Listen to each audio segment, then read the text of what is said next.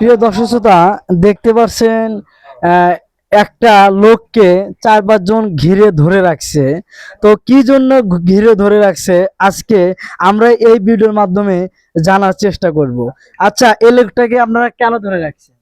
এই লোকটা দেখি আজ কয়েকটা দিন হলো মথুরাপুর বাজারে ঘোরাঘুরি করছে। তার বাড়ি কোথায়?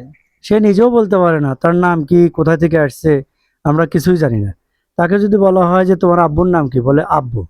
মায়ের নাম কি, আম্মু। বলতে পারে না। এই জন্যই আসলে কি তুমি কথা বলতে পারো না? তোমার বাবা বাবা কোথায়? আব্বা আব্বা আব্বুর নাম আব্বা আব্বাই বলে।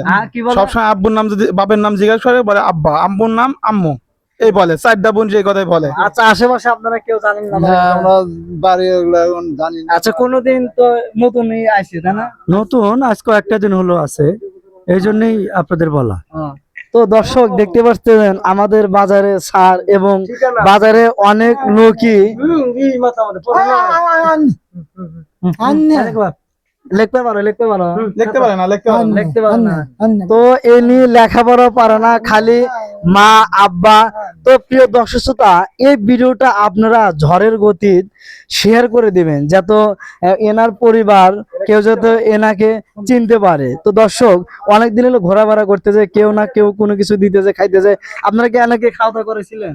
খাওয়া দাওয়া খায় না তো, খেতেও পারে না, খালি বিস্কুট খায় আবার বমি করে দেয়।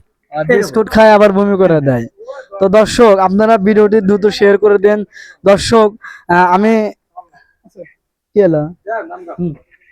তো দর্শক, ভিডিওটি আপনারা দ্রুত শেয়ার করে দেন।